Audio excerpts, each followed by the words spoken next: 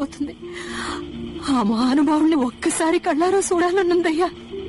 లేడు తల్లి, ఆ దేవుడు చనిపోయాడు. శత్రువు దగ్గర రాలేడన్నో, ఆయుధం తన్ను ముట్టుకోవడానికే భయపడుతుందన్నో, అలాంటి మహావీరుడు ఎలా చచ్చిపోయాడు తాత? వేటు కన్నా బల్లెం పోటు కన్నా దారుణమైనది వెన్నుపోటు మహేంద్ర. ఎవరు తాత? ఎవరు? అన్ని చూడ్ని